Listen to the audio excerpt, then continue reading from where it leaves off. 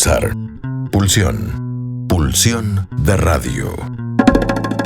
Un programa donde la cultura late y el inconsciente nunca falta a la cita.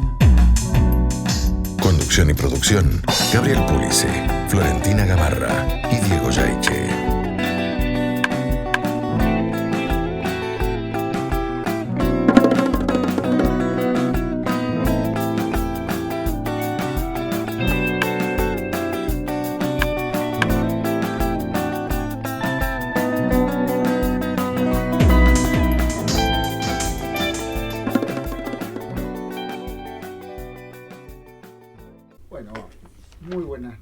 Señoras y señores, de Radio, quinta temporada, episodio 2. Mi nombre es Gabriel Pulice y me acompañan aquí Florentina Gamarra. ¿Qué tal, Muy Florentina? buenas noches, muy bien. ¿Cómo se está sintiendo en esto de pulsión de radio? Pero mejor imposible, realmente, muy cómoda. Bueno, no sé si muy cómoda. Bueno, vamos a ver, porque la comodidad y la incomodidad son como para jugar un poco. Exactamente. ¿Quién más nos acompaña en esta mesa, Florentina? Y en esta mesa nos acompaña el doctor, el entendido, el especialista, es así un montoncito, el señor Diego. Eso me gusta más. El señor Diego Yaiche. Buenas noches, Diego. Buenas noches, Gabriel. Buenas noches, Florentina. Vengo muy contento porque en la previa del programa de radio estoy jugando un torneo de ajedrez. Ajá. Y hoy volví a ganar, así que estoy muy estamos feliz. Con un campeón de ajedrez. Nada para tanto. Un aficionado de los Trebejos.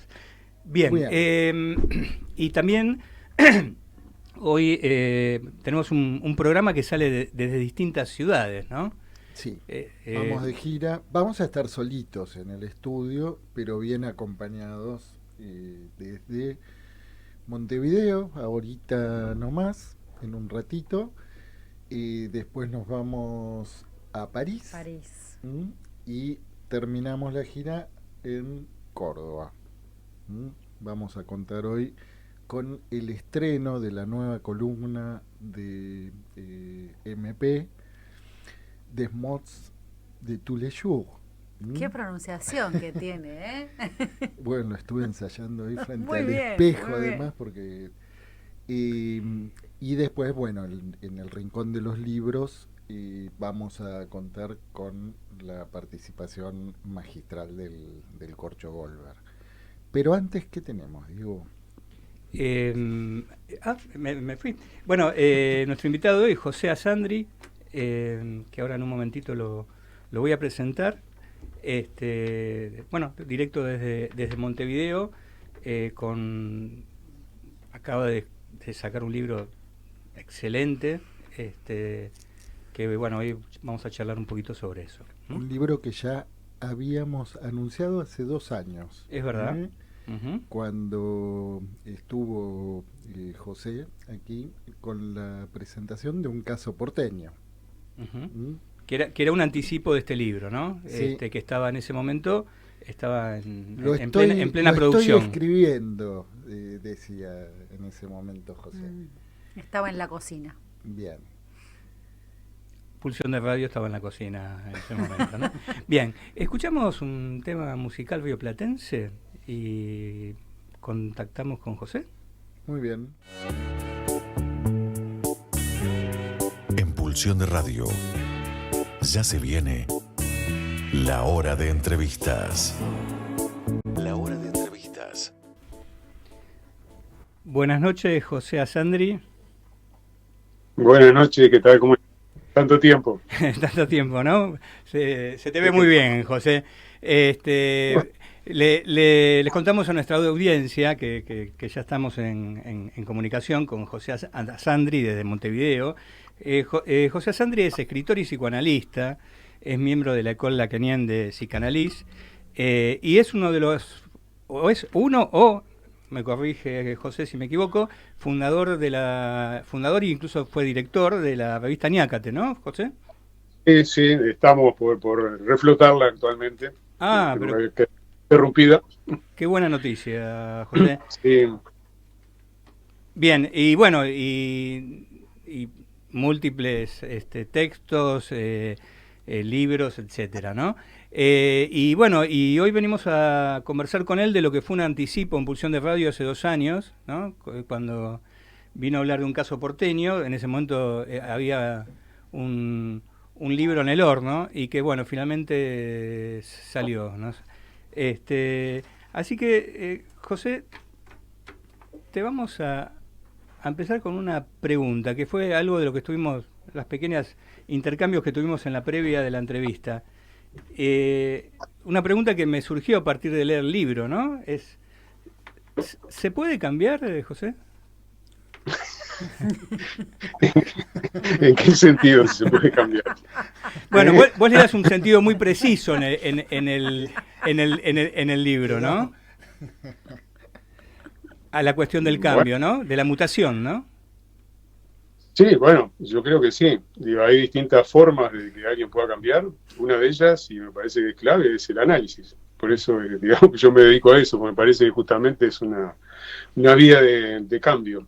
También hay otras, como me parece que está planteado en el libro, que bueno, eso que yo llamo la tecnología de sí en Lift Chip es otra forma también de producir algo. Creo que a veces se tiene una idea como muy totalizante, incluso paralizante del psicoanálisis, y bueno, también me parece del caso considerar que hay otras vías y que incluso el análisis puede abrir otras vías posibles de cambio, ¿no? Esta vía digamos que plantea y que vos lees, ¿no? Es por la vía de una práctica de la performance y la pose, ¿no? Sí, no solo, porque también está implicada una técnica que es la técnica fotográfica que necesita de un aparato y cierta tecnología particular propia, ¿no? Ajá. Y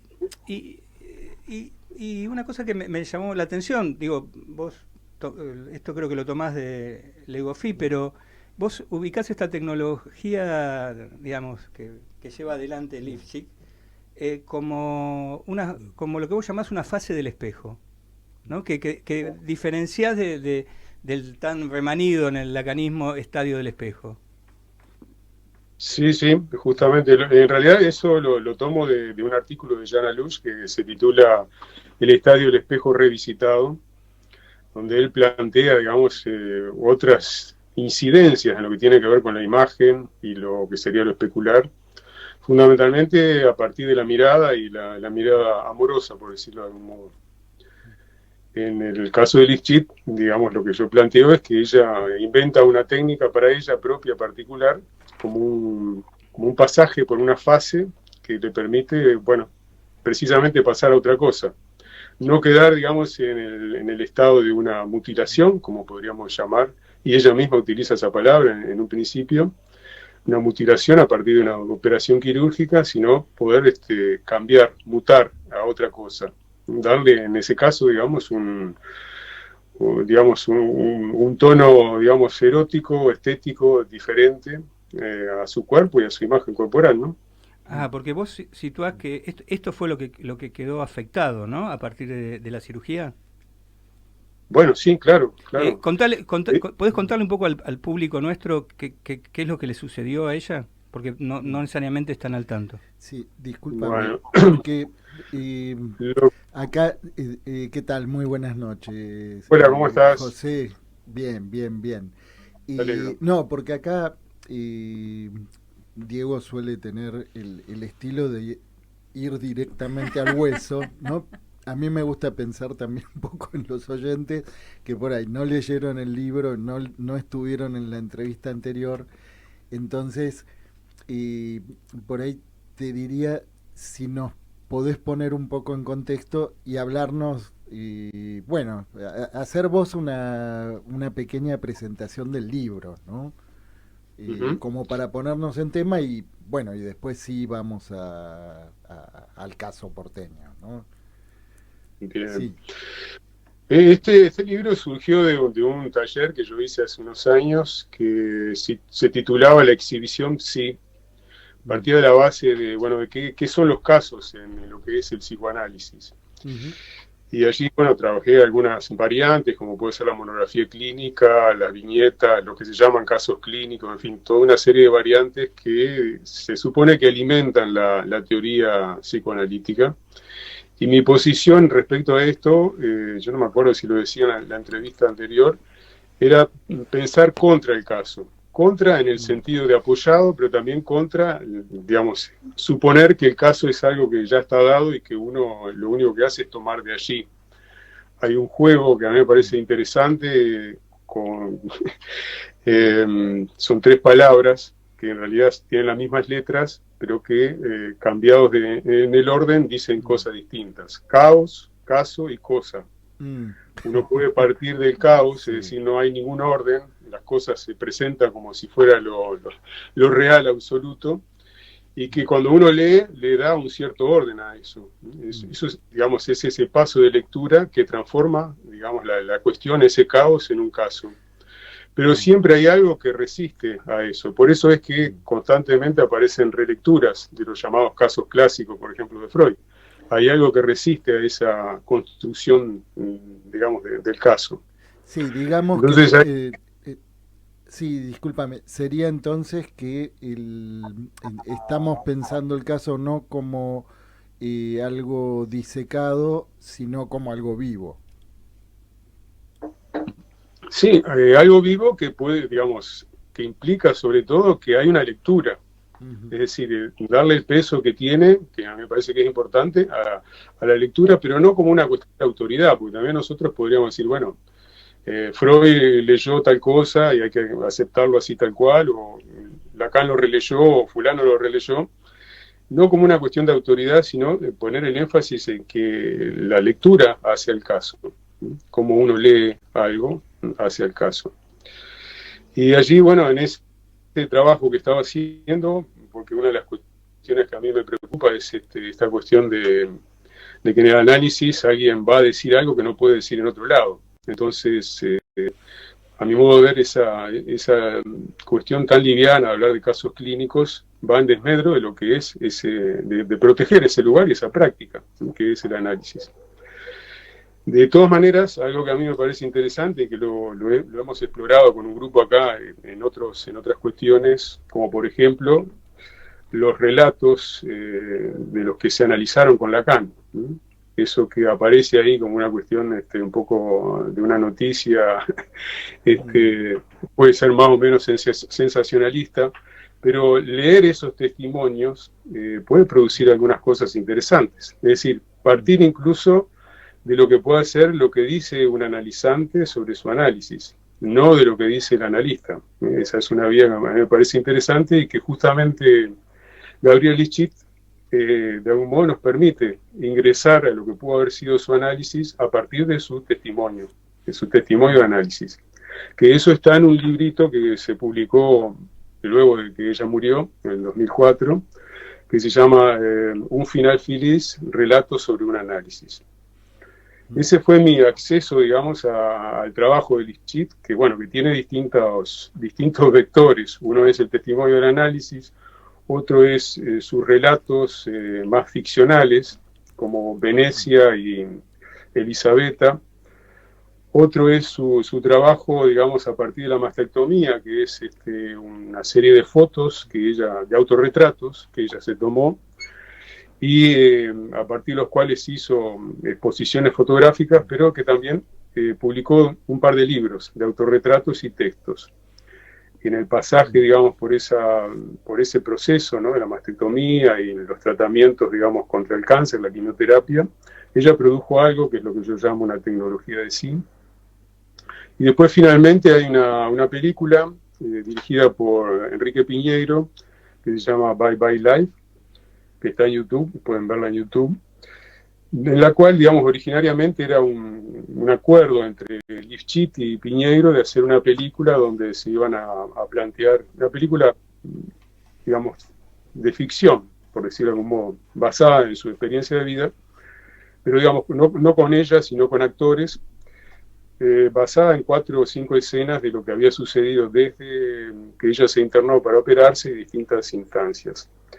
Y esa película derivó en realidad en un documental donde resulta del encuentro entre Gabriel Lischit, su hermana y un par de amigas en el hospital, donde ella cuenta, digamos, a Piñeiro, avatares de su vida, y ahí están los técnicos y los actores, potenciales actores y actrices, pero que en definitiva se transforma en una película que se estrena en el 2008 y que se llama Bye Bye Life, y que tiene, digamos, como trasfondo la película de All That Jazz de Bob Fosse. Sí. Hay una parte que se llama Bye Bye Life, que es un clip, y eso está como de fondo, digamos, en esa película, ¿no? Esa cuestión de, bueno, estar frente a la muerte, porque en definitiva, en el momento que se filma esa película, estaba muy cerca de morir Lifshitz, falleció unos días después.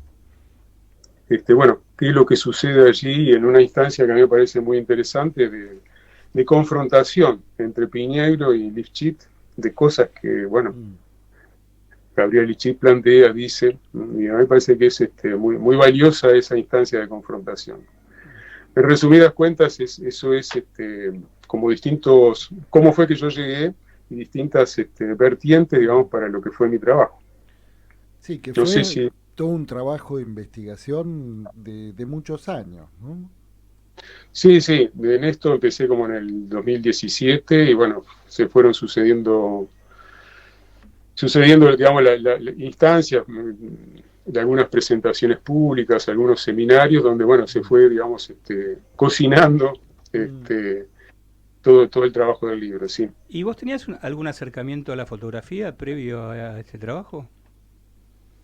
En sí, tuve un acercamiento a la fotografía previo en un libro que escribí, se publicó en el 2007, creo, entre Bataille y Lacan, Ensayos sobre el ojo, golosina caníbal, donde tomé, digamos, a partir de algo que a mí me impactó mucho, que son unas fotos que publica Georges Bataille en un libro que se llama Las lágrimas de Eros, las fotos del suplicio chino, que son, no sé si han oído hablar de eso, sí, pero son fotos que sacó un fotógrafo en China, por ahí por el 1905, de un suplicio chino, que es, bueno, a un condenado a muerte es sometido al tormento de los 8 cuchillos o de los 1000 cuchillos, depende los nombres que los den, y que los van cortando en pedazos. Depende de lo que haya hecho.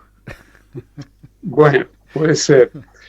Y Georges Bataille toma eso, digamos, alguna de esas fotos con la interrogante de, bueno, si allí hay dolor o puede también ser como una imagen del goce. Esa cuestión a mí me impactó mucho y, bueno, hice un trabajo, digamos, donde cruzaba esta cuestión de Georges Bataille, su encuentro con esas fotos que él en algún momento utilizaba como para lograr un estado de éxtasis, lo cual era bastante sorprendente, y lo que fue la invención del objeto A en Lacan. En ese cruce, digamos, la fotografía entra por el lado de Georges Bataille, pero también por lo que fue la fotografía en el surrealismo, empezando por bueno, la novela Nadja de André Breton, por ejemplo, o lo que fueron las experiencias de la revista Minotaure o Document. En fin, hay todo un periodo que tiene que ver con la fotografía, el surrealismo, el impacto de las fotos, que a mí me atrapó en su momento y que, bueno,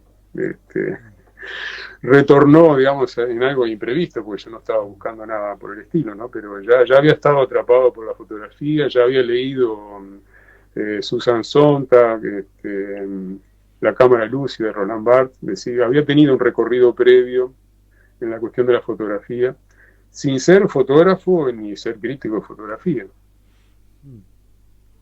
Bueno, por ahí anduve. Sí.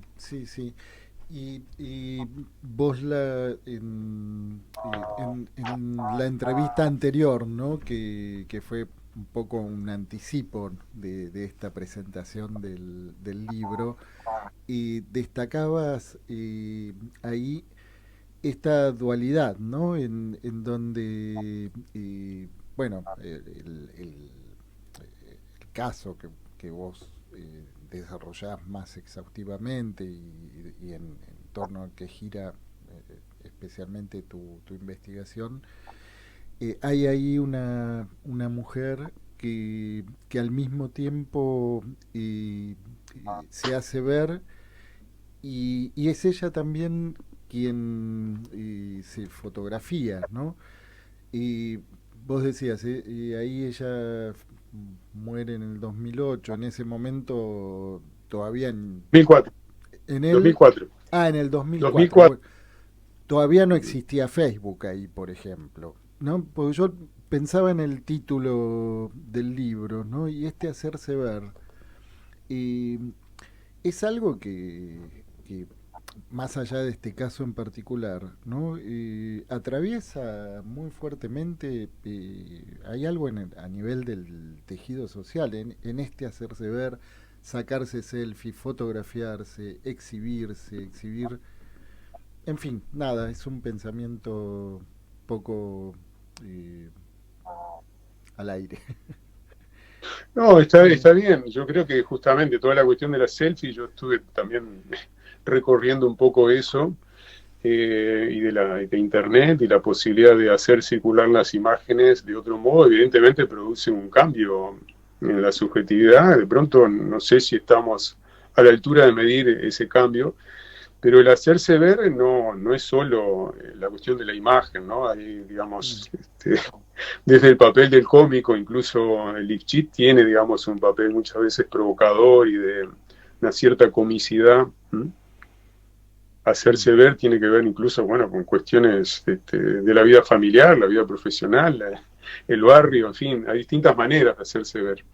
Y tiene otra vertiente el hacerse ver, que es la vertiente más bien médica, por decir de un modo, que uno cuando tiene alguna afección, algún síntoma, alguna enfermedad, va a hacerse ver, ¿no? La cuestión de la mirada tiene un peso muy importante en nuestra existencia, aunque a veces no lo tengamos en cuenta, ¿no? Buenas noches, José. Florentina, ¿Qué tal? te saluda. ¿Cómo estás? Bueno, ante todo, te felicito. Me pareció un libro maravilloso por varias cuestiones, pero me voy a detener en este escaso tiempo en mencionar un recorrido que creo que situás en relación al cuerpo, ¿no? Yo creo que un análisis implica que uno no salga con el mismo cuerpo, que la entrada y la salida suponen allí un recorrido y un cierto hacer con ese cuerpo. Muchas veces ingresamos a los análisis un poco haciendo, el cuerpo nos hace, ¿no? Digo, es ese cuerpo que hace, y que en todo caso en este punto me parece que hay ahí algo que hablabas respecto del caos, el caso y la cosa, y pensé, y lo que ha hecho Gabriela con el asco, que también tiene las mismas letras, ¿no?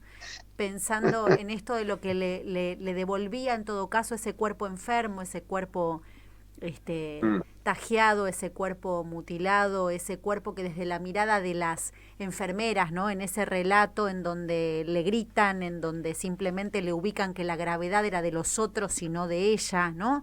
Pensaba la pregunta en relación a esos efectos del cuerpo, y teniendo en cuenta qué es lo que un análisis produce en el cuerpo, ¿qué pensás ahí respecto del lugar del testimonio? Porque, digo, este es un testimonio que por supuesto tiene que ver con el trabajo que ella hizo, pero también hay una cierta influencia, vamos a decir así, un cierto empuje, una cierta sugerencia, no sé qué término utilizar, en aquello que la lleva a escribir y en aquello que la lleva a hacer con eso, ¿no? Es decir, me interroga la cuestión del testimonio como algo que surge efectivamente como un hacer con eso, ¿no? En donde, por supuesto, la posición de un analista no queda por fuera de esa decisión. Quería preguntarte cómo pensabas ese lazo, ¿no? Esa articulación entre ese hacer con el cuerpo y esto que vos tomás con la palabra testimonio, ¿no? Que si nos podés contar un poco acerca de esa idea de testimonio en este recorrido. Bueno, no sé si capto bien, porque tú lo que decís respecto al cuerpo estoy totalmente de acuerdo. Sí, un análisis, el cuerpo no es el mismo cuando se entra, cuando se sale. Si realmente hubo un análisis, porque no basta con concurrir al consultorio de un analista para que sea un análisis. Implica, digamos, un compromiso. Además, perdón, hago esta distinción, ¿viste? Porque se podría pensar que esa modificación en el cuerpo no tendría nada que ver con que se extinga la enfermedad, ¿no? Digo, porque en todo caso aquí hay todo un movimiento, finalmente, claramente que la enfermedad termina siendo lo suyo, pero eso no quita el enorme movimiento que Gabriela hizo en relación a ese cuerpo y en relación a todas las marcas que ha dejado, ¿no? Ese cuerpo entendido como lo médico. Sí, sí, lo que pasa es que aquí es difícil distinguir, digamos, lo que puede haber sido el efecto del análisis y el efecto, digamos, de la medicina, incluso de su tecnología, ¿no? Porque ella estaba en análisis, ya llevaba 3 o 4 años de análisis, cuando le apareció, digamos, el cáncer, ¿no? Entonces ahí hay un punto donde es difícil distinguir, porque, bueno, no tenemos elementos, me parece a mí, para eso, porque su testimonio es algo hasta, si se quiere, curioso, ¿no? Porque el lugar de lo que podría ser el cruce entre el cáncer, el surgimiento del cáncer y el recorrido de su análisis, eso no se puede distinguir, no se puede establecer, ¿no? en su testimonio. Para mí el testimonio, sí, evidentemente tiene muchas cosas porque, a ver, en algún punto algunos han planteado que así como hubo la era del soneto, la era de la tragedia, el siglo XX es la era del testimonio. Y yo creo que eso es, bueno, es discutible porque además hay toda una cuestión, por ejemplo, cuando se publican las autobiografías, a veces uno puede discutir qué de verdad hay en eso. Y lo que tú traes a colación justamente, que su analista le pide, ¿no?, que escriba su testimonio de análisis, hay como un conducir a alguien a esa tarea de escribir. Pero a mí me parece que hay dos cuestiones que son interesantes, tres cuestiones. La primera es que cuando su analista Jorge Chamorro le propone que escriba, ella le dice, vos querés que yo te haga famoso, ¿no? O sea, está de algún modo poniendo en evidencia que hay una intencionalidad de parte de él, y me parece que el marcar eso marca una distancia también de ella respecto a eso. Por otro lado, si bien ella escribe, digamos, su relato de análisis, ya en el título hay algo que un poco genera una dificultad de entender. ¿Qué es esto de un final feliz? Sí. Ahí hay como una cuestión y hay como un desplazamiento, ¿no? El relato de análisis aparece entre paréntesis y en un segundo lugar. ¿Cómo sería esto de un final feliz? Hay incluso hasta una cuestión irónica, ¿no? Se podría decir. Sí. Por otro lado, me parece que hay un punto donde ella, en definitiva, si bien le dijo eso al analista, ¿no?, a su ex analista, vos querés que yo te haga famoso, ella refiere, digamos, su escritura a que otros le han pedido que diga cuáles son las claves para analizarse con Chamorro. Y entonces ella más bien como que, bueno, dice, no, yo no puedo dar las claves porque eso depende de cada uno, pero sí puede decir 3 o 4 cosas respecto a eso. Entonces uno podría decir, bueno, ella se dirige, digamos, a los analistas, o se dirige a un público general, porque ahí también, ¿quién es el público de un testimonio? ¿A quién se dirige un testimonio? Y eso me parece que es una cuestión clave. Pero ahí entra en juego otra cosa que para mí es compleja, y es el epígrafe que ella utiliza para su libro, que es un epígrafe que está entre comillas, o sea que no son palabras de ella, pero no nos dice, ¿no?, de quiénes son esas palabras. Y en esas palabras, que finalmente son de Jacques Saint-Miller, que refiere a lo que sería, digamos, aquello que permitiría a alguien a estar en posición de analista para otro, lo cual es como una contradicción, si se quiere, con lo que acabo de decir. Bueno, ella, a mi modo de ver, se dirige a un público más amplio. De hecho, incluso, si bien ha habido comentarios o algunos estudios de parte de analistas, yo creo que no se ha tomado muy fuertemente esto como un testimonio de análisis y tratar de abordarlo desde ese punto de vista. Es algo que yo intento hacer, no quiere decir que lo logre totalmente. Y después, por otro lado, hay una cuestión que a mí me parece que es clave, y es la escritura en sí produce cosas. Y yo creo que en su testimonio hay cosas que ella, bueno, lo dice de algún modo, esto no se lo conté a Chamorro. Ella produce cosas que son para sí misma. Entonces, también el testimonio tiene un valor en el sentido de que produce algo para aquel que testimonia. Es decir, el testimonio no queda solamente en eso de que alguien va a recoger, digamos, lo que fue la experiencia o la vivencia de alguien, sino que para mí el testimonio, y sobre todo si está vinculado al análisis, de pronto tiene que ver con esa otra instancia, como un segundo tiempo después del análisis, como lo que muchas veces se plantea como pase, que eso produce algo novedoso, algo distinto, que no es simplemente una enumeración de cosas que sucedieron. Entonces hay como un trabajo de escritura que me parece que también tiene su valor. José, ahora vamos a hacer una pequeña pausa musical, pero te quiero adelantar para que podamos conversar de otra vertiente que también aparece en el libro. Vos decís que Lifshitz es alguien que debate la obligación de verdad que constituye muchos modos de relación en nuestro tiempo, ¿no? Esto es algo que está muy presente incluso en esta especie de sintagma que podríamos armar, ya que estamos hablando del caso de las mujeres supuestas verdaderas, ¿no? Que parecería una especie de variación del sujeto supuesto saber, digamos, ¿no? Así que te propongo que escuchemos el tema musical y después seguimos conversando. Ok.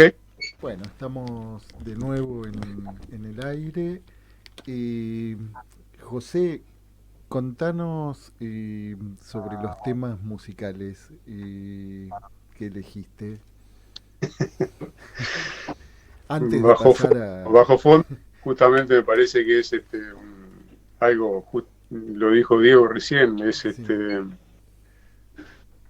Temas rioplatenses, esa combinación, bueno, del tango que es de ambas orillas, más allá de que el tango existe por la importancia que tiene Buenos Aires, y el candombe, que es algo que también está presente en el tango, pero bueno, que de pronto es más de esta orilla, en principio. Serían creo que tangombe. Algo así. ¿A quién escuchábamos?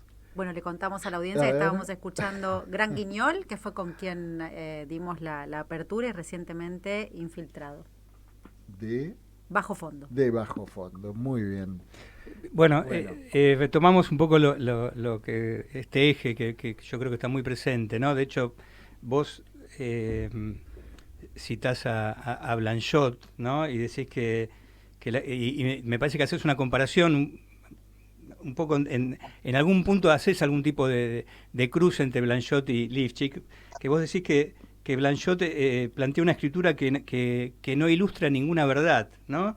Ni tampoco intenta buscar respuestas a nada, ¿no? A ver, esto me pareció muy, muy, muy interesante, digamos, respecto a algo que atraviesa todo el libro, ¿no?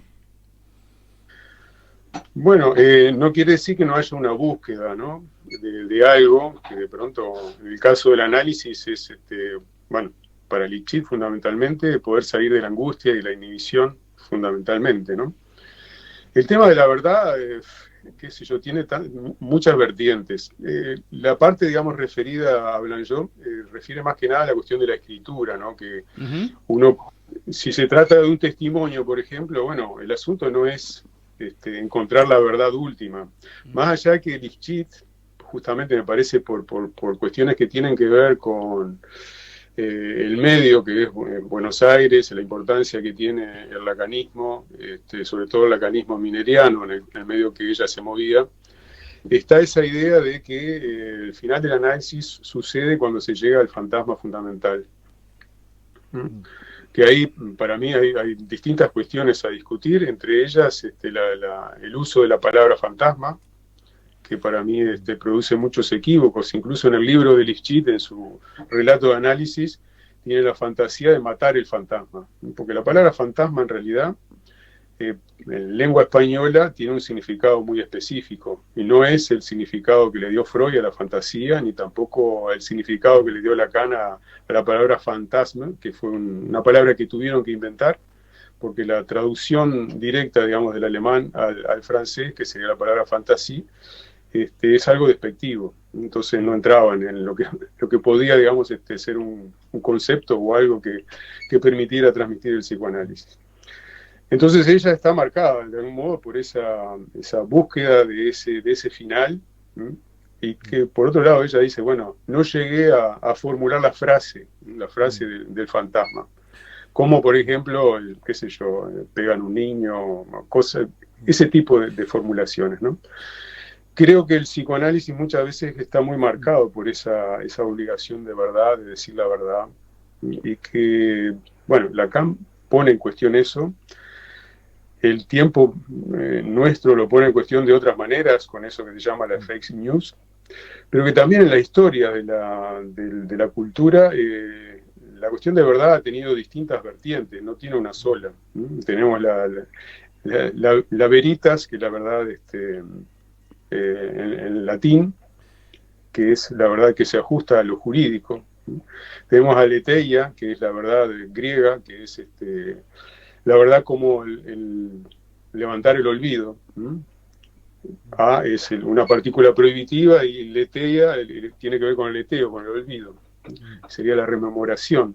Y el psicoanálisis está más vinculado a eso.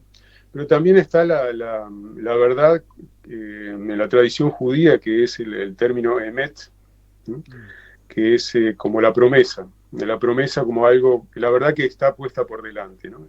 Filosóficamente hay tres vertientes que son muy distintas respecto a la verdad.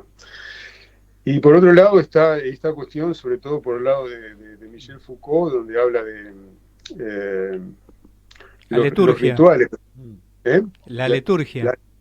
La liturgia, sí, que son los rituales de verdad. Todos tenemos distintos rituales de verdad. Sí, pero ahí... sí. No, que por lo menos me resonó algo que dijiste recién, ¿no? Porque estando ella bajo amenaza, ¿no? Asediada por el cáncer, ¿no? Y sin embargo, vos decías recién, es como si ella quisiera matar al fantasma, ¿no? Entonces, como que ahí entre el fantasma y el cáncer hubiera quedado, ¿no? Por lo menos sonó raro eso de matar al fantasma cuando lo que a ella la amenazaba en esos últimos años era el cáncer. Y hay algo que vos contabas también en relación a ese momento, ¿no? En donde ella viaja a París, ¿no? Para encontrarse con un padre que no la quiere ver, ¿no? Sí, sí. Y bueno, justamente en lo que tú decís respecto al cáncer y el fantasma, me parece que se hace presente justamente el problema de utilizar esa palabra fantasma en el campo psicoanalítico. Porque, bien, bueno, ella puede estar perseguida, digamos, por la amenaza de muerte que puede significar el cáncer, y eso puede ser como un fantasma para ella. Pero en lo que concierne al análisis, se trata de otra cosa. Se trata justamente de esa relación entre el sujeto y el objeto, causa del deseo, en su implicación o exclusión, y que en su caso, digo, uno puede decir que lo que cumple una función clave es la cuestión de la mirada, y que está presente en esto que tú mismo decías ahora, ¿no? Esa cuestión del padre que no la quiere ver, ¿no?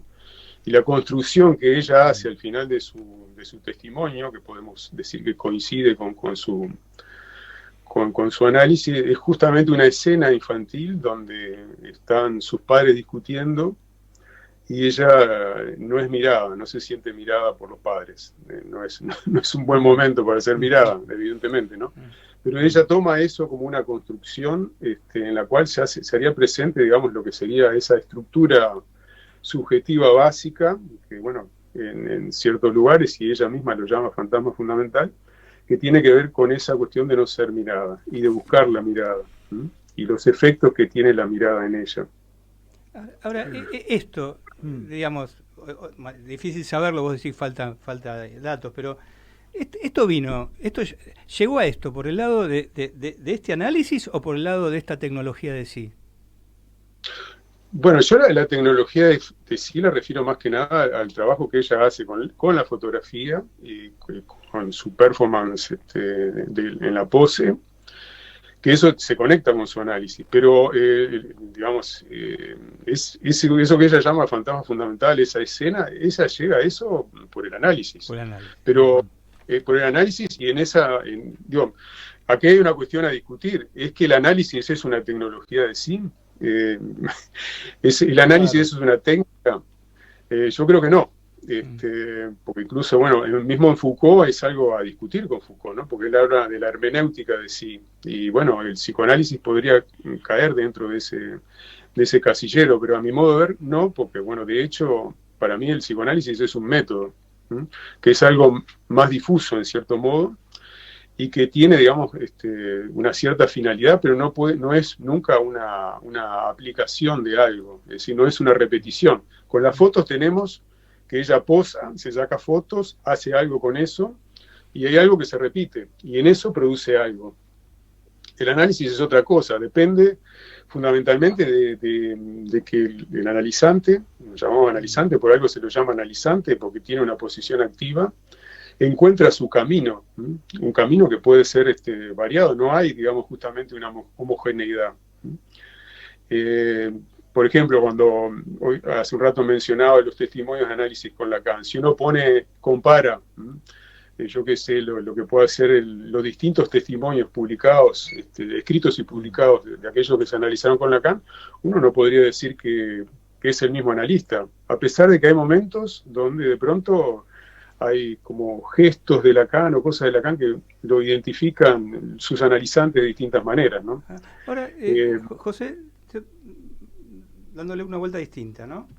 Sí. Porque uno no puede pensar, y a partir de algunas cuestiones que vos escribís, ¿no? Que a partir de la mastectomía y esta, ¿no?, tecnología de sí que implementa, ella no descubre ahí que podemos decir, que estaba enferma de verdades.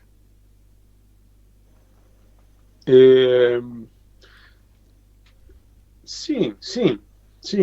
De distintas maneras. Estaba enferma de verdades, en esto, bueno, los enfermos de verdad, la idea de que, bueno, ella en algún momento va a estas cuestiones que son llamadas medicinas alternativas, que suponen que, digamos, la enfermedad, algo hizo uno para que se produjera ese tipo de enfermedad. Hay como una verdad ahí oculta que el enfermo no sabe, pero también, digamos, ella plantea por el lado del análisis otras cosas, ¿no? Que no hay universales, que no hay una verdad para cada uno, que es algo que en definitiva cada uno debe buscar lo propio, ¿sí? Y eso, digamos, justamente vuelve a poner el peso del lado del analizante, de cómo alguien transcurre ese análisis, qué es lo que produce cada uno en ese análisis. No sé si voy en la misma línea que lo que planteas tú, ¿no? Porque pensaba si esto no fue a pesar de su analista, ¿no? Digo porque por este tema de la mujer verdadera, ¿no? Porque hay, por lo menos una de las cuestiones que vos señalás, ¿no?, que estuvo como muy pregnante, ¿no?, y sobre todo respecto a un partener en particular, ¿no?, el que vos lo llamás el novio psicoanalista. No, yo no llamo a ella. A ella lo llama, bueno, bien, mejor todavía. No es un invento mío, ¿no?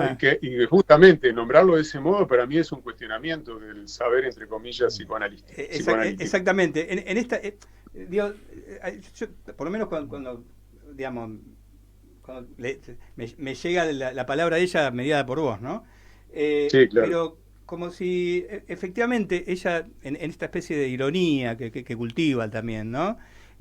Sí. Si también no iba no iba un paso más adelante que su analista o que su novio psicoanalista, digamos, ¿no? En este punto de las verdades. Sí, yo creo que sí, porque además si hay algo que rompe con las verdades es el análisis, digo, o las supuestas verdades en realidad, ¿no? Sí, en ese sentido sí, porque ella cuestiona fuertemente eso, e incluso, bueno, ella lo llega a decir, ¿no? Como que se siente forzada, empujada por su analista a esa relación. No quiere decir que lo fuera, ¿no? Pero hay algo, digamos, en su análisis que la empuja en ese sentido, pero que en definitiva, a ver, si hay un fin de análisis es justamente poder desprenderse de ese analista, que algo de esa transferencia caiga y que, bueno, por lo menos que hayan caído unas cuantas verdades. En ese sentido, incluso yo creo, a veces uno podría decir, bueno, el analista puede ser un obstáculo. No en vano Lacan alguna vez dijo que la única resistencia es la resistencia del analista, que muchas veces alguien puede estar diciendo, suponiendo que dice verdad. Bueno, por ejemplo, que Chamorro haya dicho en una entrevista en Página 12 que hay verdaderas mujeres, ¿cómo alguien puede escuchar eso, no? ¿Cómo alguien puede sustraerse a eso? Hay como una especie de darle un lugar de valor a esa palabra, de alguien que aparece calificado como analista, y yo creo que eso es un obstáculo. Es la dificultad, digamos, de la transmisión y la difusión del psicoanálisis, porque hay cosas que pueden ser descripciones, pero que finalmente, por el peso que pueda tener la palabra, o los medios, o el lugar que se le da a alguien, se transforman en prescripciones. Y eso es un problema para el psicoanálisis. Claro, hubiera sido interesante la repregunta, ¿no? Si hay verdaderas mujeres, bueno, que enumere para él cuáles son, ¿no? Bueno, el Chamorro lo dice claramente, son las que no se quejan. Claro, por eso mi pregunta sobre el testimonio, porque me parece que todavía podemos celebrar, los analistas, de que haya en algunos momentos análisis a pesar de nosotros, ¿no? Porque precisamente me parece que cuando vos tomás esta línea del operador, el spectrum y el espectador, un recorrido súper interesante ahí, sobre todo en esto, ¿no? Porque una cosa, como bien vos decías, era el fantasma y otra cosa es el estupor, ¿no? Es ese lugar que tiene que ver ahí con eso que describís como lo muerto, como el espectro, y que por ahí me parece que a esto te referías cuando hay algo que no queda enlazado o que por lo menos no se puede pensar en relación a lo que se fantasmatiza o a lo que se ubica como el fantasma analítico, podríamos decir propiamente dicho, si es que hubiera una manera propia de hablar de eso. Y sí me parece que, en cambio, cuando tomás la vía de Barthes, cuando hablas de la cuestión del espectáculo, ¿no? de esa deriva etimológica, que me parece que tiene que ver ahí con lo que a ella le pasa con la carne, ¿no? La carne, el lomo, la lonja, el corte, ¿no? En ese punto me parece que hay un hacer que no sé si tiene tanto que ver con un testimonio específicamente, no en el orden de un testimonio analítico, sino con cierta manera de testimoniar, incluso cuando uno puede ir más allá del analista. No vamos a decir que a uno le toca en suerte, pero de ciertas cuestiones que por suerte pueden suceder a pesar de los analistas, ¿no? Sí, bueno, verdaderamente es muy difícil que alguien sepa de su analista cuando va por primera vez, es muy difícil. Y cuando sabe, de pronto es un obstáculo, ¿no? Porque supone que tiene que cumplir con, qué sé yo, cierta discursividad o ciertos dichos o ciertos rasgos que se le atribuyen o que alguien porta, ¿no? Lo que decís respecto a esta distinción, sí, ciertamente lo que tiene que ver con lo corporal y el cáncer, la carne o la imagen, toda esa cuestión, sus libros de fotografías, de autorretratos y textos son otro tipo de testimonio, sin duda, sí. No es solo el testimonio del análisis, por cierto, sino que incluso ella llega a esto de las fotografías y de publicar libros y de hacer exposiciones a partir de un encuentro que tiene con su oncólogo, donde ella le muestra algunas fotos y el oncólogo le dice, bueno, estas fotos serían buenas para otras mujeres y otras personas que pasan por algo por el estilo, ¿no? Como, por ejemplo, aparece dicho allí claramente que hay mujeres que prefieren no operarse, en cierto modo prefieren la muerte antes que la operación. Donde se pone en juego justamente la importancia de la imagen por encima de lo que puede ser la vida, ¿no? Es muy fuerte eso, ¿no? El peso que puede llegar a tener la imagen para alguien. Bueno, la tiene para todos, ¿no? Pero hay un punto donde alguien tiene que decidir, ¿no? Si sacrifica una parte de su cuerpo o, bueno, corre el riesgo, digamos, de morir más rápidamente, ¿no? José, voy a dar los datos del libro, ¿no? Para que vayan corriendo a su librero de referencia a leerlo. Bueno, el libro de José Asandri se llama Hacerse ver, cuerpo, fotografía, mirada. Fue publicado por En el Margen Editora y Escolios Ediciones Numeradas. Entiendo que Escolios es de Montevideo, ¿no? Sí, sí, es una editorial de acá. Bien. Bueno, los editores de este libro son Elga Fernández, Mariana Castielli, Marisa Rosso, Paola Beetti y Virginia Bogliotti. Vayan que se agota. Bueno, y estamos llegando al final de este capítulo. Así que, José, a modo de cierre, lo que gustes decir. Bueno, dos cosas. Coincido con Florentina en esto de que hay análisis que son a pesar del analista, y yo creo que todos deberían ser a pesar del analista, porque justamente es el camino que cada uno puede hacer, y eso siempre es muy particular y singular, ¿no? Creo que justamente la función del analista es permitir que ese camino se desarrolle. A lo que tú decías, Diego, respecto a quién editó, para mí este libro es un trabajo que de algún modo espera generar un cierto debate, una cierta discusión. Justamente no me planteo como que, bueno, yo ya terminé con el trabajo y esto es lo que es, y esta es la verdad última, ya que hablamos de verdad hoy. Me parece que hay cosas para debatir y para avanzar, justamente tomando como un bien preciado estas dos vertientes del testimonio de Lischit, tanto sea lo que tiene que ver con la enfermedad y su cuestión de la afectación de la imagen y de su propio cuerpo, y lo que tiene que ver con el testimonio de un análisis. Yo creo que hay ciertos textos, ciertas producciones que nos permiten justamente tratar de ponernos en cuestión, porque cuando yo decía justamente que el caso en psicoanálisis para mí es cuando la teoría se puede poner en cuestión, se pone en cuestión a partir de estos testimonios, de estos relatos, por ejemplo, ¿no? O de ciertos textos o producciones artísticas que confrontan, digamos, la teoría analítica y le marcan justamente los huecos, las dificultades, dónde habría que de pronto trabajar. Y en eso, por ejemplo, cuando hablábamos hoy de las selfies, ¿no? Y lo que ha incidido, digamos, todo lo que es el mundo virtual en nuestras vidas, hay algo ahí a recorrer y a trabajar, ¿no? ¿Qué efecto tiene? Incluso, todos lo sabemos, hay análisis análisis, podemos llamarlo análisis, no sé, tendremos que discutir si son análisis o no, hasta dónde lo son, por la vía virtual.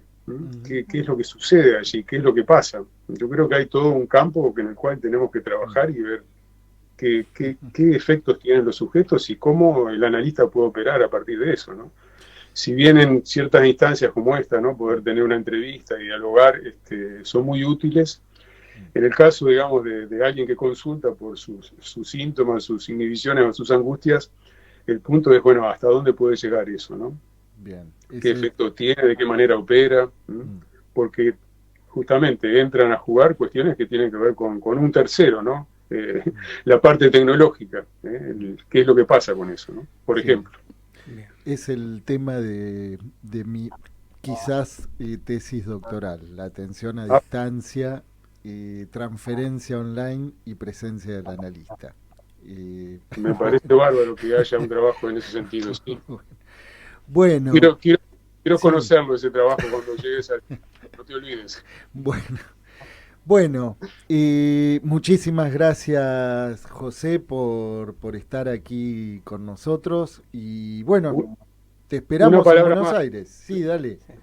Una palabra más, porque, yo agradezco a todo el comité de Nelmagen Editora, porque realmente se tomaron el trabajo de lo que es el hacer, digamos, que un texto sea realmente un texto publicado, el trabajo de detalle, en fin, fue realmente muy halagüeño, arduo, pero halagüeño, pues bueno, el resultado me parece que depende mucho de quiénes son los editores, ¿no? Porque un libro no es solo un trabajo de uno, es un trabajo entre varios, y el último paso es ¿no? De hacer que un libro sea un libro y que pueda ser legible, ¿no? El trabajo de los lectores importa mucho, y el de ustedes, porque para mí también, creo que lo decía la vez pasada, no es solamente decir lo que a lo que yo he llegado, sino también la instancia esa. Bueno, para mí las preguntas son lo que permite seguir avanzando, ¿no? Gracias. Muchas gracias, José. Gracias. Bueno, nos vamos entonces a una pausa comercial de la radio y a la vuelta nos vamos a París. Des mots de tous les jours. Des mots de tous les jours, mais moi, ça fait quelque chose. Des mots de tous les jours. Des mots de tous les jours. Palabras de cada día, de lo cotidiano, pero que, como dice la canción, nos hacen algo especial.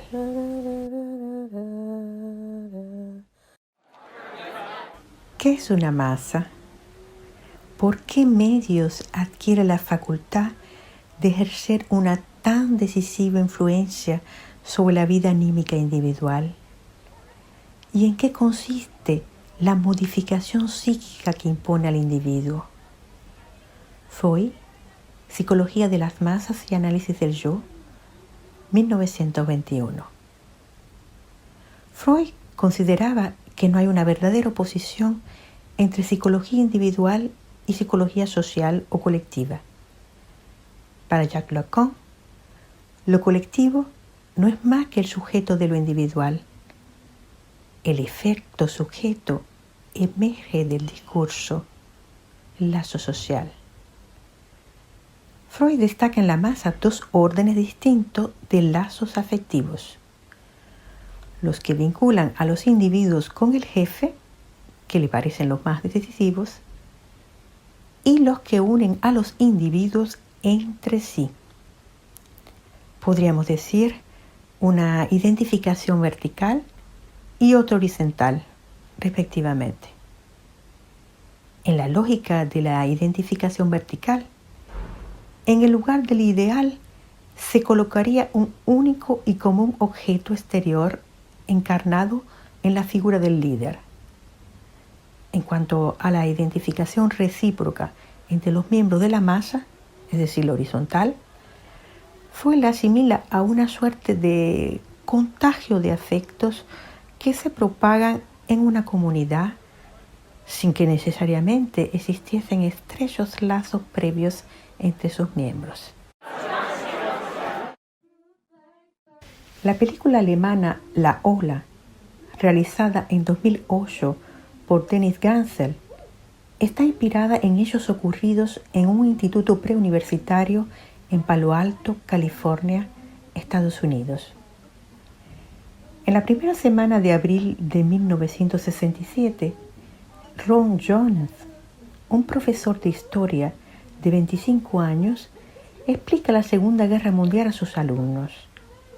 Estos manifiestan perplejidad e incomprensión ante la pasividad del pueblo alemán frente a los crímenes nazis. Además, los chicos rechazan la idea de que el nazismo pueda repetirse. El profesor decide entonces realizar una experiencia. Durante una semana de clases va a crear con sus alumnos un movimiento llamado la Tercera Ola, basado en la disciplina y en la comunidad de grupo, y siguiendo pautas que se asemejaban a las utilizadas por el Tercer Reich alemán. La experiencia toma proporciones tales que sobrepasa al propio profesor, el cual decide poner un término al quinto día. La película alemana introduce algunos elementos dramáticos y acentúa los hechos.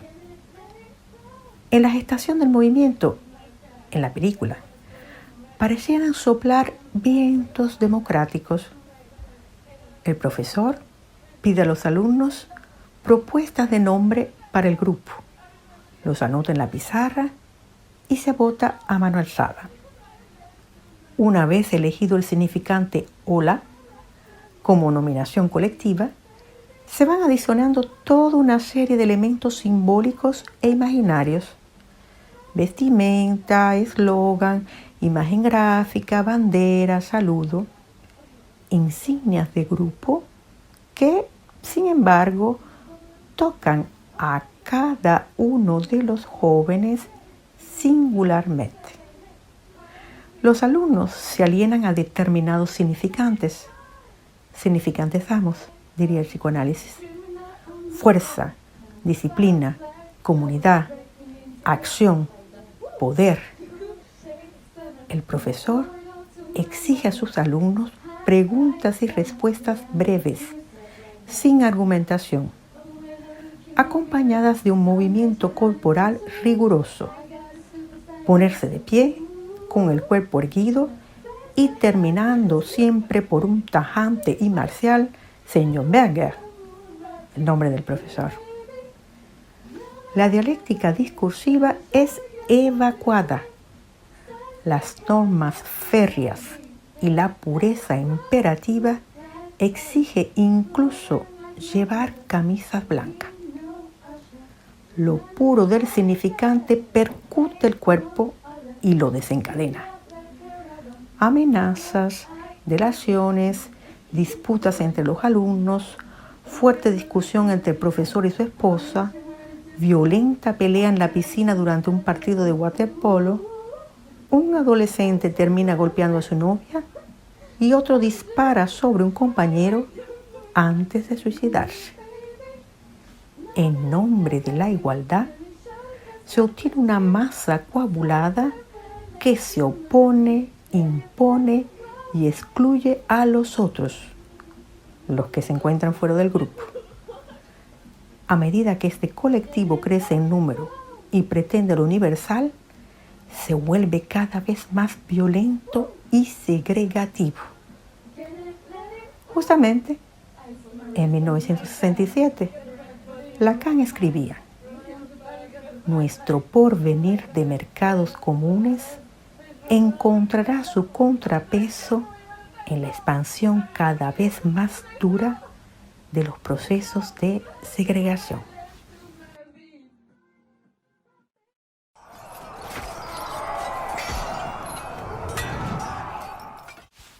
En la revista literaria digital Olvidos de Granada, Victoriano Alcantú publicó recientemente un texto titulado La mitología medievalista del anarcocapitalismo. El autor destaca lo paradójico de un capitalismo sin restricciones que, al mismo tiempo, promueve la fragmentación, nacionalismos, comunitarismos, tecnópolis, zonas autónomas sin regulación exterior, enclaves cerrados con relentes medievales. Sin dudas, el discurso capitalista empuja a gozar sin límites. Sin embargo, los humanos globalizados, juntados a golpe de mercado, movilidad y tecnologías de la comunicación, aún siguen sin saber qué hacer con las íntimas tripas de su goce singular. Ese resto es segregado y expulsado al exterior. Los bárbaros afuera.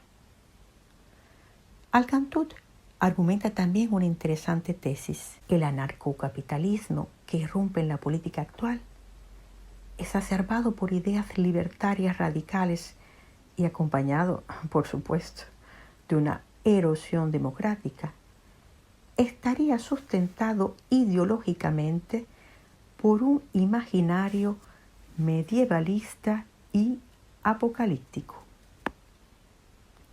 Por su parte, el escritor uruguayo Jorge Massafudd, en su artículo Trincheras de Idea, afirma: la ideología es un sistema de ideas que pretende explicar y hacer funcionar el conjunto, el universo, según una parte que lo compone. Es el producto de un pensamiento, pero un producto que tiende a suplantarlo. Y más adelante Continúa.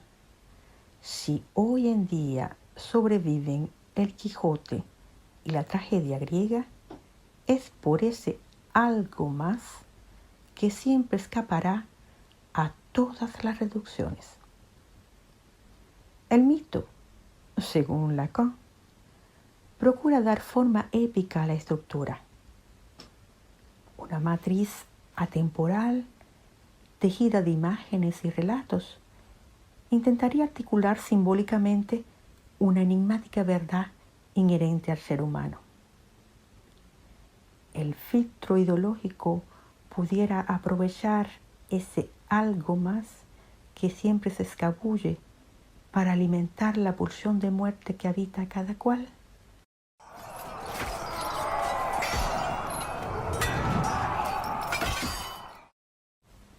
Se podría mucho más fácilmente subyugar el universo entero por las armas que subyugar a todas las mentes de una ciudad. Voltaire, Tratado sobre la Tolerancia, 1763. Je suis tombé par terre, c'est la faute à Voltaire. Le nez dans le ruisseau, c'est la faute à Rousseau. Je ne suis pas notaire, c'est la faute à Voltaire. Je suis petit oiseau, c'est la faute à Rousseau. El psicoanalista Éric Logan reflexiona sobre la torsión lacaniana de la identificación colectiva freudiana. En Psicología de las Masas, Freud admite que una idea abstracta o incluso el odio hacia una persona o una institución puedan servir de elementos masificantes, pero la identificación seguiría estando conectada al ideal del líder. Lacan, en cambio, para construir su lógica social, no parte de la identificación al líder o al ideal, sino de algo lógicamente anterior. Un primer rechazo de un goce propio asociado a la mordedura inaugural del significante en el cuerpo. En el fundamento del lazo social se trataría entonces, y cito Logan, de la voluntad de muerte de aquel que encarna el goce que yo rechazo. Logan considera que los populismos de los años 1930 son diferentes de los actuales. En nuestra época los grandes ideales declinan y el punto de identificación colectiva situado en el exterior que distinguiera a Freud no vendría al lugar del ideal. La masa se aglomera y se identifica más bien a un rechazo brutal y al aniquilamiento del semejante. El psicoanálisis propondría una nueva psicología de las masas y, según este psicoanalista, implicaría una identificación que no divida en bloques separados a la sociedad del individualismo de masas. Gabriel, Florentina, Diego. Muchas gracias, MP. Bienvenida a la 5ª temporada de Pulsión de Radio con esta nueva columna Le mot de tous les jours, palabras de cada día, de lo cotidiano, que nos traen hoy la vigencia de Freud, la vigencia de Lacan y esa capacidad extraordinaria de los dos para desnudar de manera magistral lo invisible a los ojos, más allá de los ropajes de la época. La ola llegó un día a nuestra orilla del Río de la Plata de la manera más impensada, convertida en tsunami que todo lo arrasa, en fuerza bruta disfrazada de león, paladín de la libertad y rugido impostado en vientos democráticos, que sin embargo enloquece cuando escucha otras voces. Lo puro del significante percute el cuerpo y lo desencadena. En nombre de la igualdad se obtiene una masa coagulada que se opone, impone y excluye a los otros, los que se encuentran fuera del grupo, tal como ha dicho aquí usted. Y la mitología medievalista del anarcocapitalismo argento convence al electorado de que la tierra es plana y la figura totémica de un perro muerto engalana el bastón presidencial. Pero la ola, aunque sea tsunami, más tarde o más temprano se repliega y se vuelve a disolver en el mar. Y el poseído Poseidón sabrá qué hacer con lo que queda del león. Muchas gracias, querida MP, por su palabra encarnada, precisa, atinada, pertinente, en estos tiempos de masacre. Gracias por decir también del saber del amo y la dominación, de la dialéctica discursiva evacuada y evacuante, y la pureza imperativa que amenaza, segrega, extermina. Mientras el anarcocapitalismo atenta contra la democracia y produce locuras con la estofa del escarnio, aquí me encuentro recordando a Freud. En el proyecto de una psicología para neurólogos cuando nos habla del complejo del prójimo o semejante. Salimos al rescate con él, que hoy el lazo social con el semejante y de esa función del auxilio ajeno se hace tan necesaria. Ese objeto con poder auxiliador, no solo satisfaciente u hostil, prójimo con el que se construye la trama subjetiva, la trama social. ¿Cómo rescatar la función del auxiliador, del auxilio? Bueno, va aquí mi modo de hacerlo para que en estos tiempos podamos estar habitando un poco más a salvo del olvido, un poco más cerca de la verdad y de la justicia. ¿Qué cosa fuera, corazón? ¿Qué cosa fuera la masa sin cantera? Si no creyera en lo más duro, si no creyera en el deseo, si no creyera en lo que creo, si no creyera en algo puro, si no creyera en cada herida, si no creyera en la que ronde, si no creyera en lo que esconde hacerse hermano de la vida, si no creyera en quien me escucha, si no creyera en lo que duele, si no creyera en lo que quede, si no creyera en lo que lucha. Qué cosa fuera la masa sin cantera.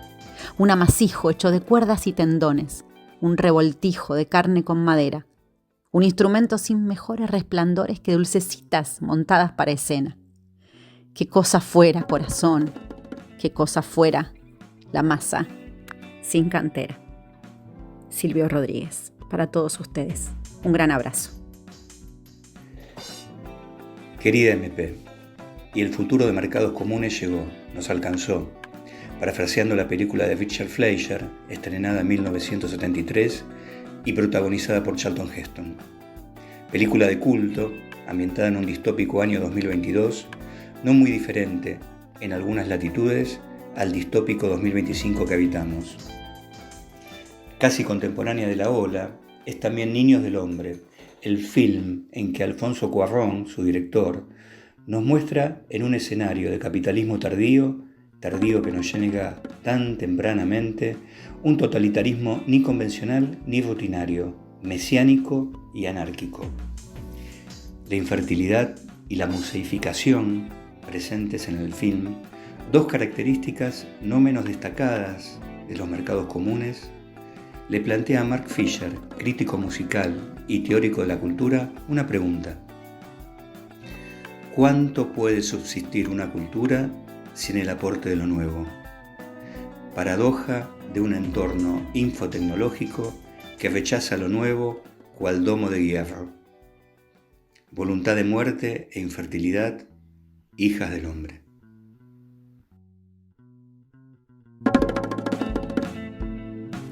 Muchas gracias, Diego, Florentina, Gabriel.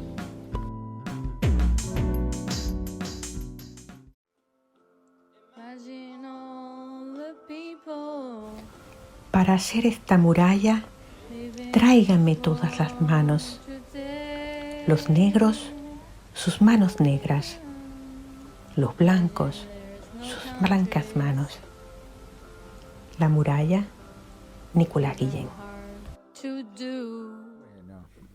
qué delicia volver a contar con esta producción tremenda de nuestra distinguidísima MP. ¿Y qué voz? Qué canturreo, dirían los chinos. Sí, sí. Es que esa tonada cubana y entre cubana y francesa, ¿no? Queda tan bien. Bien. Bueno. ¿Escuchamos un tema musical antes de esperar a nuestro...? Sí, vamos a escuchar un tema musical que de donde sale el título de esta nueva columna de MP, que es La Vie en Rose, en versión de Sass. En Pulsión de Radio ya se viene El Rincón de los Libreros, la columna que en tu biblioteca no puede faltar. Buenas noches, Rubén Corcho Goldberg desde la Docta. Buenas noches, amigos porteños. Qué gusto volver a escucharte, Rubén, en esta quinta temporada. Muy lindo, muchas gracias. Esa confianza que depositan en mí, muchas gracias, querido. Gracias. Te extrañamos, Corcho. También, bueno, han pasado meses, han pasado cosas y siguen pasando cosas. Bueno, ¿y qué cosas pasan en la ciudad de Córdoba respecto a los libros? Y está ahí, la ciudad de Córdoba está como todo el país con los libros, en una situación especial y de dudas, de incógnitas, de preguntas, y bueno, en un mercado que evidentemente sufre también las realidades, no se puede escapar no es una isla, sino que también formamos parte de esta situación, ¿no? ¿Y cómo la enfrentan, Rubén? Y como lo hemos enfrentado muchas veces, con mucha paciencia y con mucho amor por los libros, porque después de ya son 60 años con este tema con yo y los libros. Ya este año cumplo 60 años que estoy ligado al libro, y ya te digo, hay un momento que digo, bueno, ¿y qué hago ahora? Si no puedo hacer otra cosa que estoy con los libros. Y espero que hagas una fiesta aparte. La fiesta la hago siempre a fin de año. Ustedes saben que es la fiesta que hacemos a fin de año. No, este año lo haremos a fin de año, una doble fiesta, entonces será una doble fiesta en diciembre. Bien, veremos el transcurrir de los días, cómo vienen y cómo van. Y Rubén, pero digamos, más allá de la insistencia, ¿no?, en las crisis argentinas, ¿hay alguna, digamos, alguna estrategia? ¿Hay algo que cambia en los títulos que se ofertan en estas situaciones? Y mira, hay un quedar de ciertos libros y un aumentar de otras temáticas. Si yo te diga, ¿qué ha crecido la novela en el último tiempo? Ha habido una fuerte demanda de novelas, y ha quedado, desde mi punto de vista, lo que vive en los Rubén Libros, ¿no? Lo de las ciencias sociales me parece que ha bajado. No hay una tanta búsqueda, no sé si por algunos otros caminos se está intentando, porque los libros no están tan caros como la diferencia entre un libro de ciencias sociales y una novela, ¿no? Pero me parece que la gente ha optado más por la literatura y por un tema que yo voy a dar después, que voy a dar un par de notas con ustedes para conversar, y ha dejado de estar. Creo que hay en la política, las ciencias sociales, como te decía, la filosofía ha crecido un poco más, y el tema que te voy a citar ahora, porque quiero apuntar 2 o 3 autoras, la poesía, te diría. Bien. Que sorprendentemente la poesía se ha manejado de una manera diferente, y hay una búsqueda de autoras y autores del género poesía, para decirlo de alguna manera. Sí, que es un poco uno de tus puntos de interés, ¿no? Insistente también, mucho. Sí, porque hay una búsqueda, o sea, ahí tenés tres diálogos tenemos. Bien. Un diálogo con lo que busca la novela, que es un diálogo de autores, más un diálogo de autores que de temas, te diría. Y con la poesía, no, ahí con la poesía hay otra charla con el público, que es un público joven, que es un público que te diría de mujeres, que busca poesía, y hay un público distinto que es el que está en las ciencias sociales, que es la política o la teoría política, ¿viste? O la historia argentina, que ya es otro público. Son como tres espacios que en la librería a veces conviven y a veces tienen independencia, ¿no? Entonces ahí tenés que ver cómo te vas moviendo, ¿no?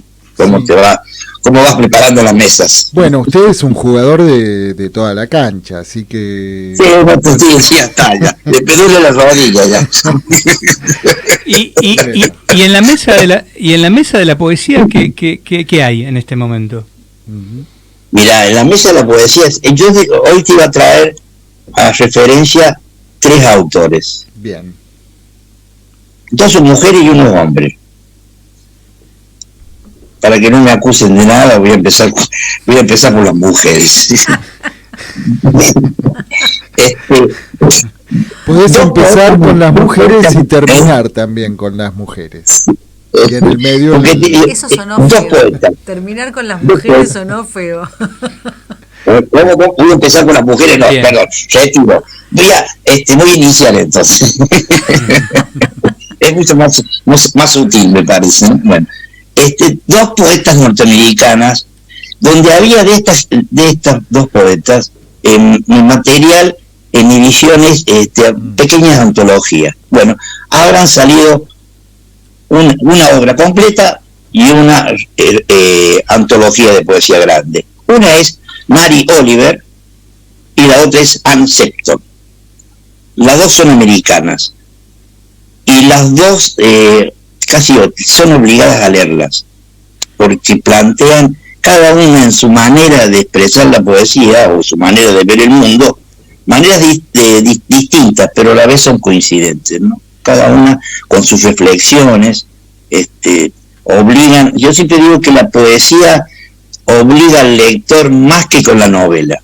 La poesía te permite caminar, la novela te va dando pauta, la poesía te deja espacio de tu propia imaginación y de tu propia búsqueda, ¿no?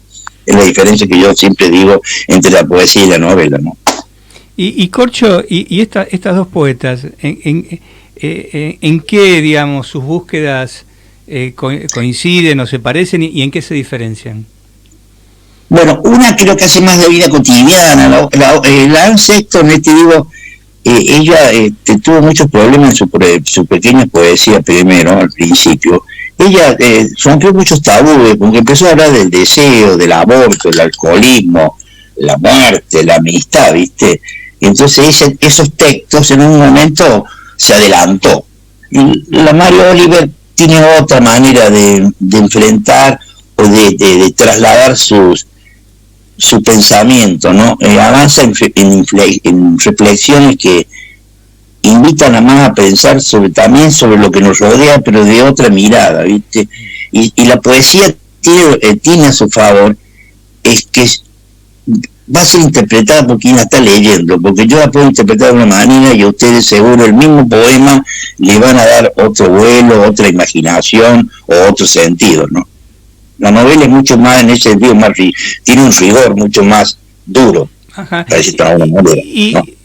Y en el, digamos, imagino que esta poesía es en lengua inglesa, ¿no? En su traspaso al castellano, ¿se pierde mucho? Y bueno, ahí está la habilidad del traductor. Ahí está la habilidad. Porque el traductor a la vez es un creador también. Porque el traductor, me voy a meter en un territorio que no es mío, pero el traductor tiene que tener y conocer ese mundo, en este caso de literatura norteamericana, el mundo norteamericano, porque si no, le va a ser difícil trasladarlo y adaptarlo a esto. Es como los españoles que ponen la palabra esa gilipollas, ¿viste? Cuando hacen todas las traducciones de literatura, sobre todo. Sí. Y bueno, y cuando vos escuchás esa palabra te hace ruido. Entonces el traductor ahí tiene que trabajar y tiene que imaginar para llevarle esa poesía al lector para que lo interprete y lo lleve a lo cabo. Es un intérprete, claro. Es un intérprete. El traductor es un intérprete. Ahora, perdón. Exactamente. Sí. Rubén, me pareció a mí, cuando empezaste, creí que dijiste algo así como que la poesía generaba la policía. Pago yo. Que la poesía generaba como más atracción sobre las mujeres. ¿Puede ser? Que las mujeres se acercaban más a ese género. ¿Nos podrías contar por qué? Me interesa esa teoría.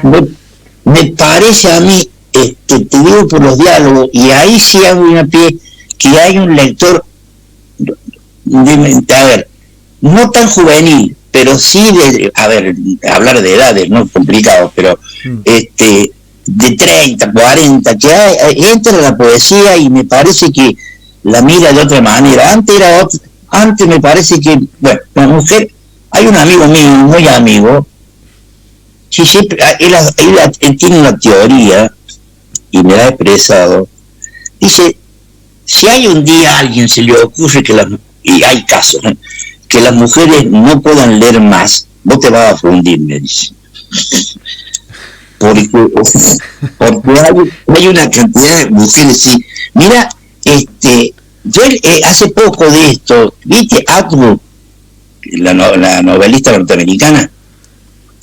Sí. ¿Se acuerdan? Sí. El Atwood. Bueno, vos sabés que hasta el año 67, creo que voy a ser más preciso, creo que 67. En Harvard, las mujeres no podían entrar en las bibliotecas. Sí. Y ella hizo su novela utópica, ¿viste? Famosa la novela de ella, que después llegó al cine, a serie. Bueno, ahí las mujeres no tenían que pedir prestado a alguien que le sacara los libros de biblioteca. Y por mucho tiempo tampoco las mujeres pudieron ser titulares de cátedra. Se modificó, pero en los 70 y pico, en los años 70 y algo. Bueno, pero vuelvo a la lectura de las mujeres. Porque ahí tengo un diálogo distinto, o sea, en esta librería, sí, los hombres más van por la novela o por la política, y hay un grupo de lectoras que entran por el lado de la poesía.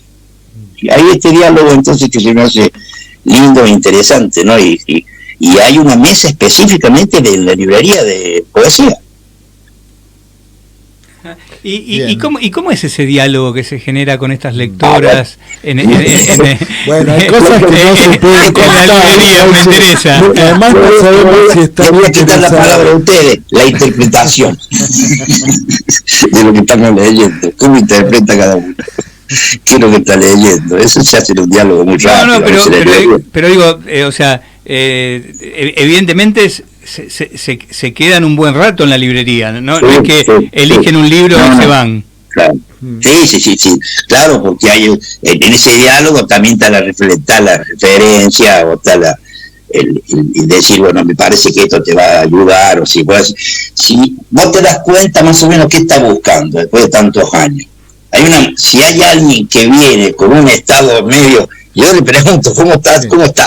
Porque si yo Pizarnik no la va a ayudar, Es una pregunta freudiana, Corcho. ¿Qué está buscando una mujer? Perdóname. Porque es una poesía muy dura, ¿viste? Entonces, si está en una situación media complicada, no la va a ayudar. Tengo que buscar otra cosa, tengo que decir otro libro. Que le dé esperanza, que le saque una sonrisa. Y Corcho, ¿y vos estás leyendo algo en particular en este momento de poesía?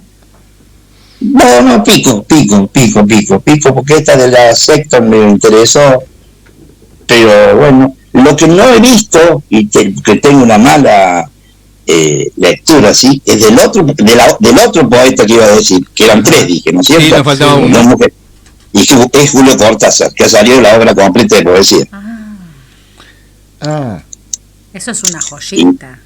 Bueno, y eso es otro tema, pero que ahí sí no me pidan que iba, porque ahí sí estoy analfabeto, como decía uno, de padre y madre. Ay, no, pues no puedo hablar nada de la poesía de Cortázar, no puedo decir nada. No leí la poesía de Cortázar, te soy honesto. Ajá, y yo estoy con el tema del idioma. ¿Y esta poesía de Cortázar es escrita originalmente en castellano?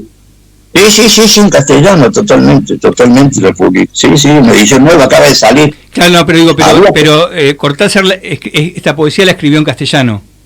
Sí, la mayoría sí. Algunas cosas que escribió también en Francia, ¿no?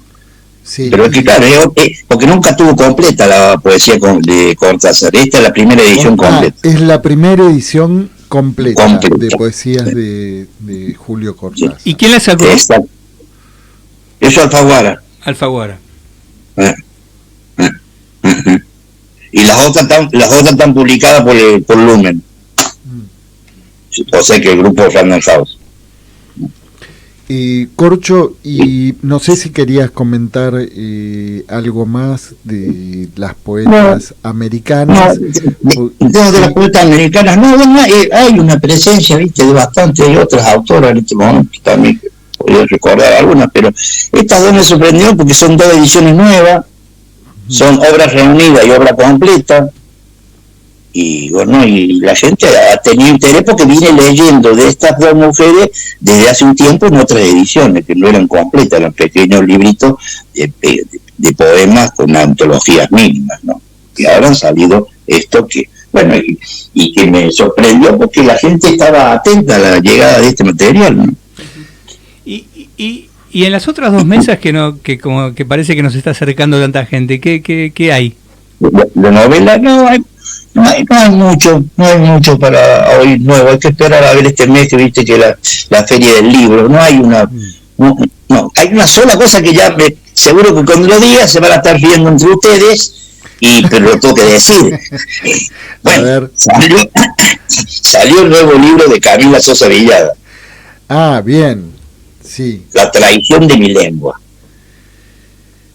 Y ahora va a estar la película, ¿no? ¿Sale la peli también? Sí, sale la peli también. Exactamente. ¿Lo llegaste a leer? Bueno, yo te digo, en esta semana es el libro más vendido.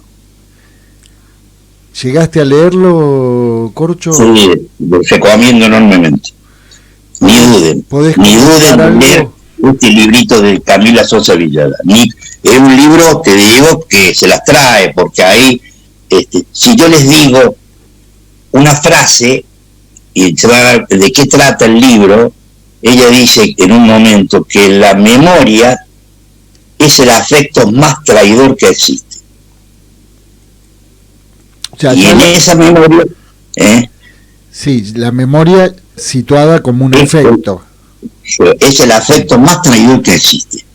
Y entonces hay recuerdos muy desordenados y que ella lo va reflejando a partir de su infancia, su adolescencia y todo su mundo, ¿no? ¿Puedes repetir el título, Corcho, para que tomemos nota? No, La traición de mi lengua. Yo tengo con ella un diálogo bastante seguido porque viene mucho a la librería y hablamos de bastante de literatura, ¿no? Y me doy hasta el lujo de sugerirle cosas y después las charlamos, ¿no? Si puedes leer este libro, leerlo. No, sobre todo coincidimos mucho con la literatura norteamericana. Corcho, ¿y la podés invitar a Camila para que eso es una tarea imposible? ¿Sí? Sí, es muy difícil, no es fácil de que dialogue.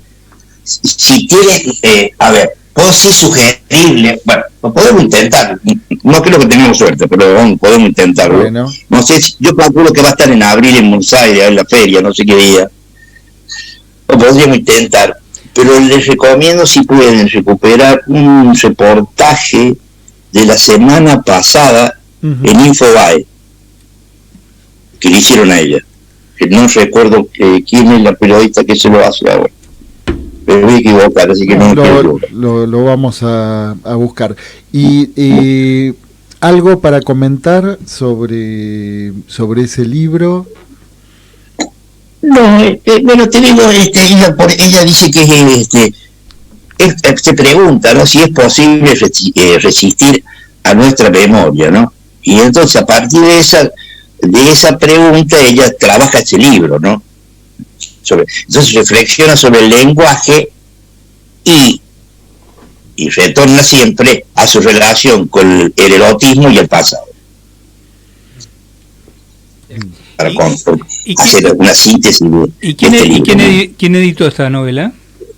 No, esta novela la tiene Tusquets. Toda la obra de ella está publicada por Tusquets. Ah, ok. Así que hay que entrar al mundo de ella, véanlo. Yo lo he sugerido el año pasado, lo vuelvo a sugerir porque me da la excusa a este libro, ¿no? Y estén atento a la película, ¿no? Que es la adaptación al cine del primer libro que ella editó, que se llama Tesis sobre una domesticación, perdón, ¿no? Que esa es la película. Bien. Acá encontré, puede ser que se la haya hecho la entrevista a María Laura Santillán para Info. Exacto, muy bien, señora. El título, si querés te lo comparto, a ver qué pensás. La frase con la que se titula el inicio de esta nota es: tengo un amante fijo para cada día de la semana. Les fui enseñando cómo se me hace el amor. ¿Qué tal, Así habla cuando viene a la librería. Estaría tomando nota yo en este mismísimo momento. Así entra a la librería a saludarme. Ella te rompe el hielo así, digamos. Te llega y te dice: hola, hoy te voy a contar cómo le digo a los hombres cómo me tienen que hacer el amor. Sí, bueno, Corcho, ¿qué día de la semana va a la librería? Lo único que falta que me pregunten a qué hora.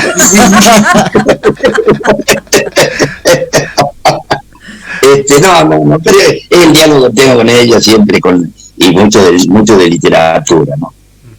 Pero no es fácil lograr que no haga una nota, sino del tiempo que tiene. Está muy viajera, anda por muchos lugares a la vez, ¿viste? Así que es fácil. Estamos intentando a ver si en el mes de abril, en el mes de mayo, perdón, si hacemos la presentación de este libro con ella, ahí vemos si cae justo un día jueves y intentaré que salga a hablar de eso. Sería maravilloso, Corcho. Y nos queda otra mesa más. ¿Y en las sociales qué hay? En las sociales está hoy. No hay. A ver. Este verano ha sido un año. No, hay un solo libro que yo me animaría a recomendar hoy. No me animaría, lo recomiendo. De un autor italiano, Ginsburg. Carlo Ginsburg. No es Carlo Vigo, no es Carlo, no tengo ahora el nombre, se me ha oído. Pero es Ginsburg, es seguro, que se llama Síndrome 1933. ¿Síndrome 1933? ¿Qué hace él? Él hace un recorrido a partir del 1927. Sí. La llegada de Hitler no al poder, sino a la edificación de su poder. Y cómo él va trabajando hasta llegar a ser canciller. Y Niebuhr lo va emparentando, por eso se llama síndrome, con realidades del presente mundial. Sí. Con la derecha instalada en el mundo. Y fíjense qué curioso, porque el nombre del autor, corregime, Corcho, a ver si me equivoco, es Siegmund Ginsberg. Ah, Ginsberg. ¿Puede ser? Síndrome 1933. Sí. Exactamente, perdón, sí, así es. Sí, así. Es un periodista italiano. Claro, es italiano. Es un libro pequeño, pero con un discurso preocupante, que muestra una realidad que nos rodea. Sí, nos rodea y nos atraviesa, ¿no? Y se repite. Sí. Se repite. Pero bueno, es un libro. Hemos trabajado mucho ese libro, yo lo he recomendado mucho porque tuve la posibilidad este verano que me lo alcanzara la editorial antes que lo distribuyera, así que yo lo leí este verano. Y Bueno. ¿Y qué editorial lo sacó? No hay una editorial de acá en Argentina pidió el permiso a Italia. No tiene otros títulos por ahora. No tiene muchos. Ese libro que me sorprendió porque no es una editorial tampoco de mucho arraigo, ¿no? Pero bueno, se ve que se jugaron con este libro y es un libro que creo que se debe estar vendiendo muy bien en muchas partes, ¿no? Nosotros la librería lo hemos vendido bien. Y Corcho, pero también que lo vean. ¿Vas a venir a la Feria del Libro este año? Voy. Sí. O sea, eso estaré en Buenos Aires 22 y 23. No sé si estaré ese jueves 24. No creo que tengo que estar en Córdoba, ¿sí? Así que no creo que me quede hasta el 24. No creo. Pero bueno, pero a la feria voy como todos los años. No tengo la grilla todavía de los autores que realmente van a venir, pero me parece que estaban anotados muchos, pero no sé quiénes son los que vienen, no tengo la confirmación. En todo caso, estén atentos a eso porque puede haber gente que sea interesante. ¿Y a quién te gustaría escuchar? ¿A quién te gustaría que vienen? No. Sí. Hay un autor que es interesante, que se llama Cercas, que es un español, que para mí tiene uno de los mejores libros sobre la Guerra Civil Española, Soldado de Salamina. Es una historia real que él la ha llevado a la novela, ¿no? Es un relato impecable. Él estaba anunciado que viene, me gustaría que viniera. Ese me gustaría escucharlo. Soldado de Salamina, de Cercas, ¿no? Cercas, sí. Fíjate ahí, seguro que si tienen una punta lo pueden googlear ya directamente. Antes íbamos al diccionario, ahora vamos a Google. Sí, acá tenemos a dos googleadores profesionales y te los presento. Diego Yaitz y Florentina Gamarra. Ya lo encontraron, seguro. ¿Cómo es? Cercas y... Soldado de Salamina. Soldado de Salamina. Una historia de la Guerra Civil Española. Bien. Es un libro que tiene su año ya, ¿no? Bueno, él viene. Después tiene otro libro que es interesante que se llama El Impostor. Es la historia de un personaje que se hizo pasar durante años como que fue un prisionero de Auschwitz y nunca lo fue. Otra historia verídica. Sí. Él tiene, tiene varias cosas lindas, por eso pero si alguien quiere entrar con este escritor, empiece con Soldado. Es un libro corto, lo leeré rápido y deja profundas reflexiones. Bueno, hoy paseamos por todas las mesas, Pasamos por todas las mesas. ¿Qué mesa nos quedaría? A ver. La mesa del restaurante y nos falta. Sí. Bueno, la próxima. Cuando llegue el nuevo libro de Quiñar. Bueno, esa. ¿Y eso para cuándo es? Ya está llegando ahora. Bueno, te comprometemos para el mes que viene con Quiñar, entonces. Bien. Difícil. Lamento no haber podido ir a Buenos Aires cuando vino el año pasado. Bueno, Corcho, la verdad que hoy un rincón de lujo, nuevamente. Un placer volver a escucharte y capaz que cuando andás por aquí, por lo menos para ir a hacer un brindis. Ojalá podría que, pero no va a poder ser posible. Hubiera sido lindo ese fue de 24, mira cómo lo tengo, pero tengo que estar en Córdoba. Bueno, Corcho, te agradecemos mucho y será hasta el mes que viene entonces. Que la pasen bien ustedes, que se diviertan. Gracias, un gran abrazo, Corcho. Cariño para todos ahí, gracias. Chao. Bueno, y nosotros aquí, después de tanto paseo, ¿no? Porque hoy anduvimos por todos lados, nos estamos despidiendo hasta el próximo jueves, aquí en Pulsión de Radio.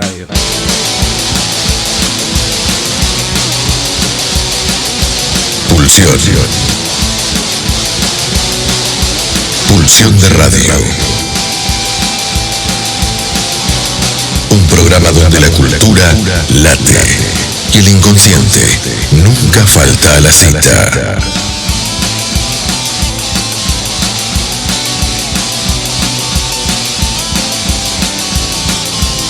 Nos volvemos a encontrar el próximo jueves de 22 a 24, aquí en la RZ.